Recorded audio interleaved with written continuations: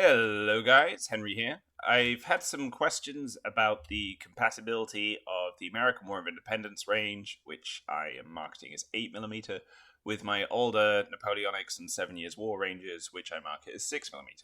So I thought I would show you the differences between the miniatures, and then an easy, lazy way of making them match, and then a more involved look at the Blender files and showing how those are still compatible and how, if you so desire, you can, in a bit of an involved and tedious fashion, get the miniatures to match up. But anyway, in front of us here, you can see on the left a British American War of Independence Centre Company infantryman, and then on the right, his 7 Years War equivalent. That's a British infantryman there on the right. The model on the left is 8mm exactly. I think it's like 7.97mm from his eyeball to the bottom of his boot. The figure on the right, it's about 7.3mm from his eyeball to his boot. Zoomed out. Unfortunately, this won't let me zoom very far out before the minis disappear. They look quite similar overall. I'd be lying if I said they're identical, but they are of an overall similar height because our chap on the right has my old style thick base, and the chap on the left has a thinner one. I can't, off the top of my head, remember the exact height. I think the 7 Years War one is about 1.1 mil, and on the right it's 0.6, I think. But anyway, similar height overall. But if you are of a mind to, have a consistent collection or maybe mix the models together, I understand that you would want them to look as similar as possible. So, how can we go about making these miniatures look the same? First of all, we have the lazy way. Now, here, I have the miniatures scaled so that they look very similar.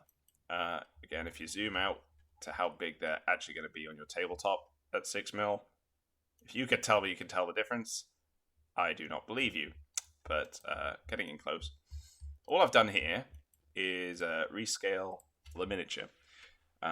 This Brit on the right is a 105, that's 105% scaling on the X and Y axes, and 97.5 on the Z axis. I'll show you how I did it, although I'm sure most of you already know how to do this, but when you drop him in, he looks like this. Like I said, like similar-ish overall height, but still a bit taller. So 97.5, that means we're reducing him by 2.5% in height. That's how he looks. That might be fine for some of you, especially those of you who are fans of, say, Heroics and Ross or thinner 6mm. But in the event that that's not your cup of tea, 105, 105, you can chunkify him up.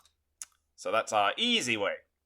But some of you out there, you might be feeling masochistic. You might be saying, Henry, that's all well and good, but look at his knees. They are lower, and I want hobbly knees, please. In that case, let's go to Blender. So here, I've opened up a fresh Blender file. All I've changed is I've gone to scene here, and I've changed unit scale from 1.0 to 0.001. We're on metric with the length 3mm. The reason I'm doing that is you should do this with any fresh Blender file. If you're going to be exporting STLs, they might be misscaled if you haven't got these settings done right. So anytime you open a fresh Blender file, do that. But that's not important. In another tab here, I have the British infantryman parts in my American War of Independence STL, which I've got loaded up and ready for copying and pasting. The files are fully compatible with each other. The American War of Independence, 7 Years War, and all the Napoleonic files, you can copy bits back and forth, and they will appear in the right spot with very few exceptions. For example, here's our 7 Years War folder, which I've likewise prepared with the bits we're going to need by hiding the other parts. But if I press unhide, you'll see there's other stuff in here too. But if I take the AWI head, copy paste, you'll see it's in the same spot. Everything occupies the same spots.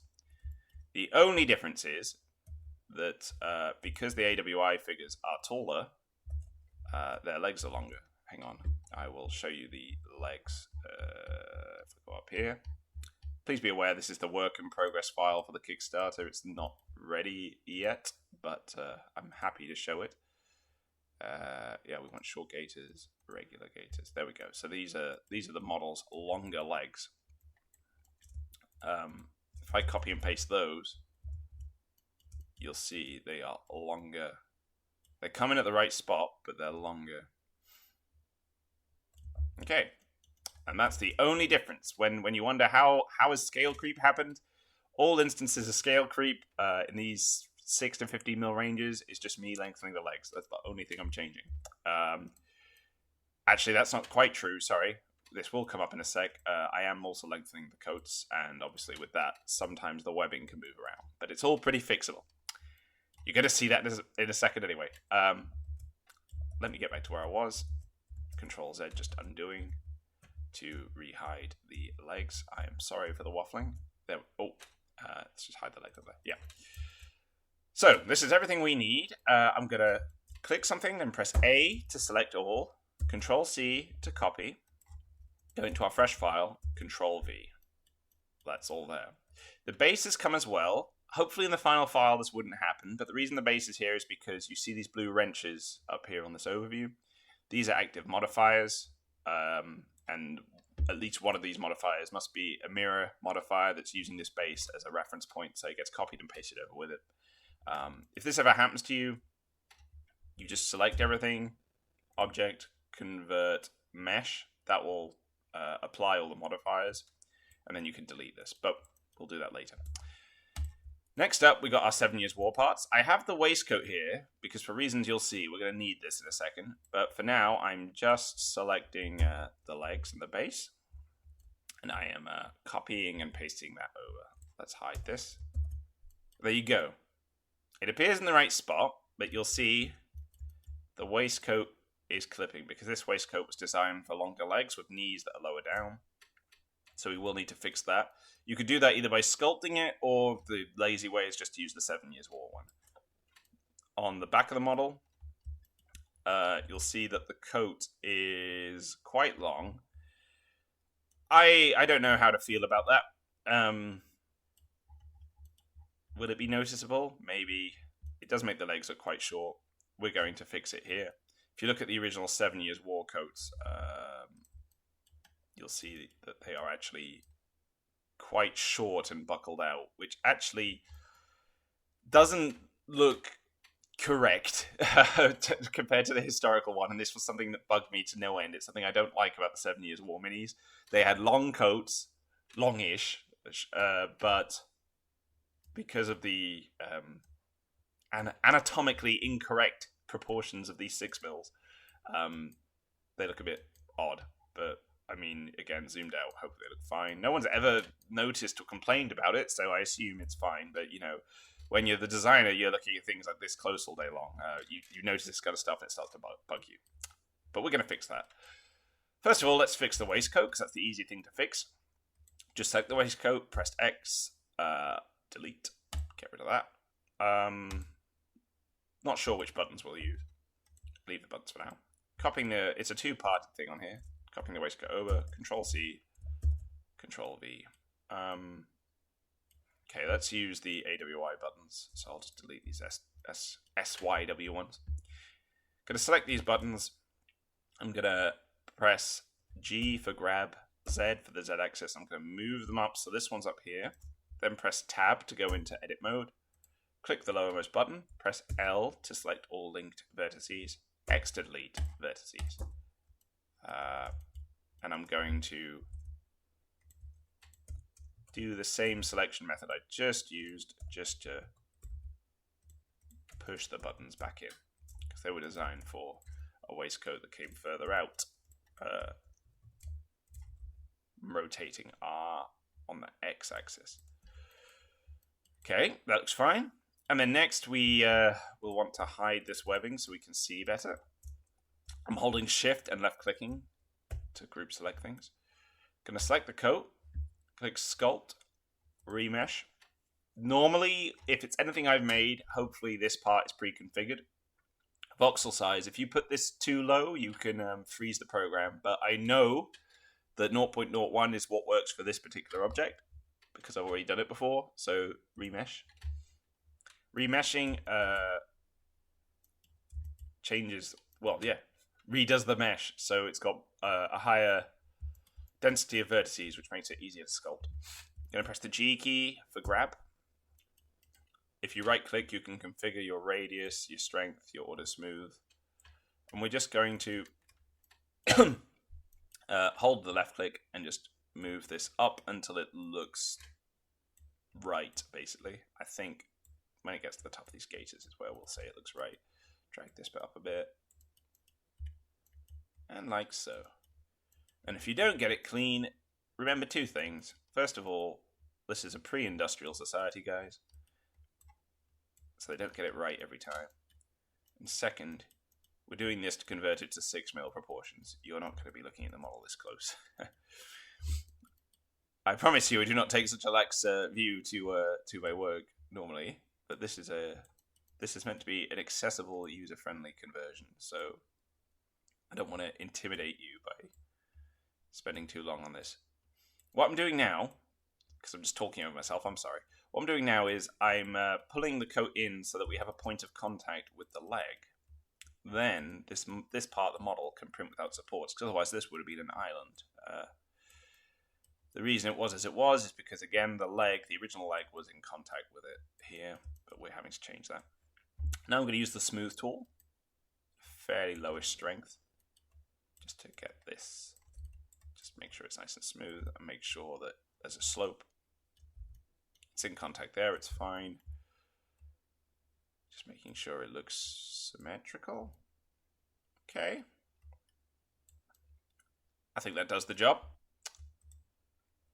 Very important, if you ever remesh or sculpt something, add some decimate modifiers. So here where there's the blue wrench on the right, modifiers, add modifier, decimate. This reduces the complexity of the mesh, making the model file size smaller, which your hard drive will thank you for. So I've gone for 0.05 on collapse. That's got its 53,172 faces. Apply. And then I'm going to use a planar decimation. That's what the second decimate modifier is for,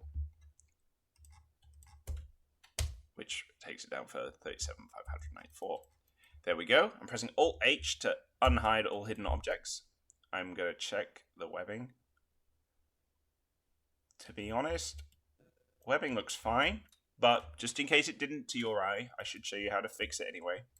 Going to hold Shift and left click everything, so I've got all the belts and all the bits. Press G for grab, Z, move it up.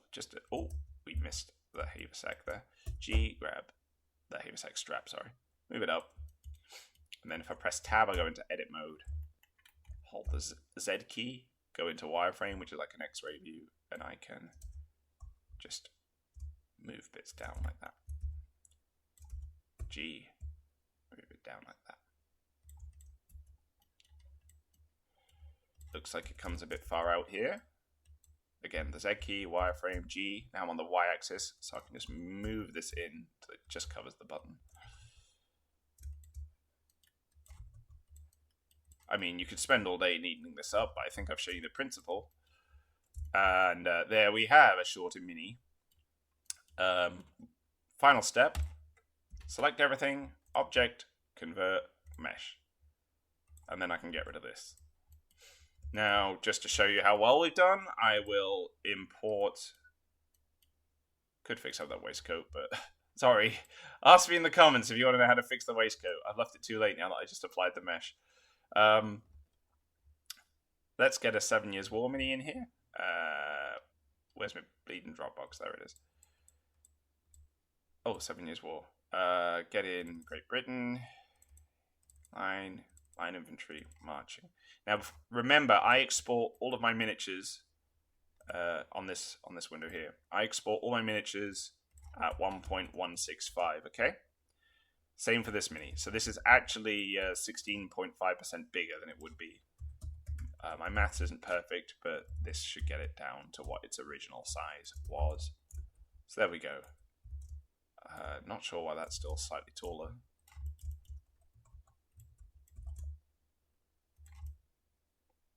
Possible, yeah, sorry, the 7 Years War mini is a little underscaled, because it should be the same base. Yeah, like that. go. Pretty easy. I would recommend just scaling the STLs, but again, if you really want to get into it, that's how you do it, folks. If you wanted to go further with it, you could possibly swap out the musket as well, as this is actually a tweaked brown bess.